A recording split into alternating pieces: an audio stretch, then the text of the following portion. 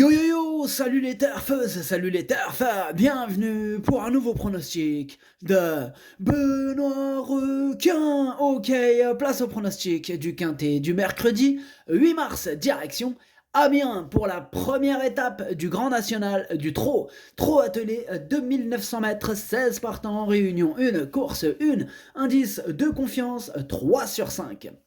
Petit retour sur les quintets du lundi 6 et du mardi 7 mars. Lundi, dans mon pronostic, je vous ai donné le quintet dans le désordre. Et mardi, c'est pour les VIP qu'on a le quintet dans le désordre qui est passé. Ok, c'est parti, on commence le pronostic et on commence avec le numéro 1, Falco Desrochers. On écoute l'entraîneur Axel Lenoir. Falco Desrochers a couru à main gauche en dernier lieu, ce qui n'est pas sa spécialité. Après avoir perdu du temps dans le dernier tournant, il a fait une ligne droite satisfaisante en étant ferré lourd. Là, il sera allégé. Il court rapproché, mais restez bien, il faut que cela se passe bien, mais il a une chance pour être dans les 5 premiers. Eh bien, ce numéro 1, j'y crois, je l'ai gardé, c'est lui le 8e de mon pronostic. Ce numéro 1, on enchaîne avec le numéro 2, Hidalgo des Noé, et on écoute Stéphane Provost. Hidalgo des Noé a eu un assez bon comportement à Pontchâteau, sans artifice. J'avais pensé le courir à Caen la semaine suivante, mais je reste sur ma première idée malgré l'opposition.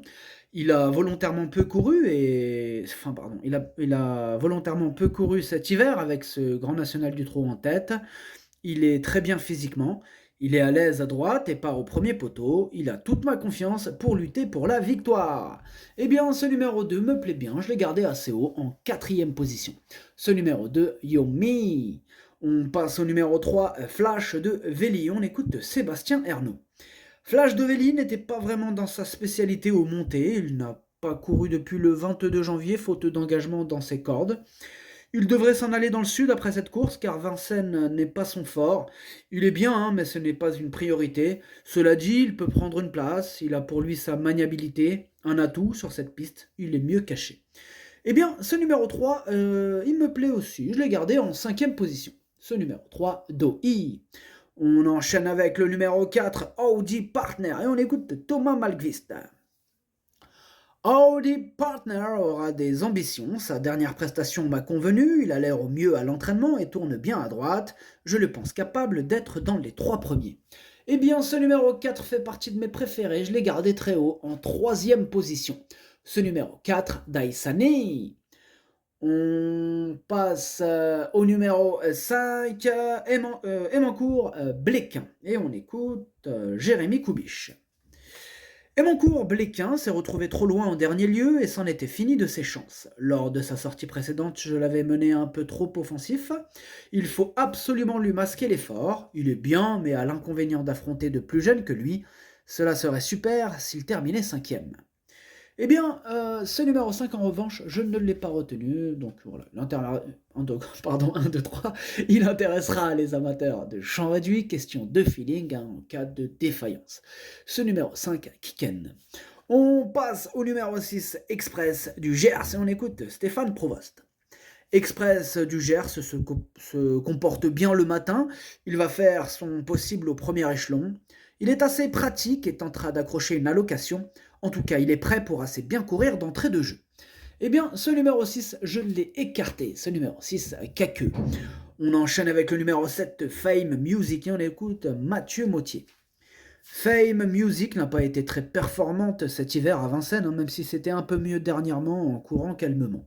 C'est surtout la cendrée parisienne qui ne lui convient plus. Revenir sur un profil plat devrait lui plaire. Elle avait bien tourné à droite à Argentan en novembre. J'ai attendu cette course. Il y a de l'opposition, mais elle est capable de bien faire. Ce numéro 7, c'est lui mon gros regret. C'est mon cheval de complément en cas de non partant. Donc attention, possible cassage en vue. Ce numéro 7, Kokai. On enchaîne avec le numéro 8, Elliot de KO, et on écoute Stéphane Prioul. Elliot de KO a fait sa valeur en dernier lieu, il avait joué de malchance précédemment, il est régulier. Sur cette piste d'Amiens, en partant en tête, je pense qu'il a une première chance. Ils sont 3-4 dans ce cas et c'est le déroulement de course qui fera la différence. Il peut aller devant comme attendre. Eh bien, ce numéro 8 fait partie de mes préférés, je l'ai gardé très haut en 2e position. Ce numéro 8, Watashi no Nibame no Okiniri. On enchaîne avec le numéro 9, DiMaggio, et on écoute Mathieu Varin.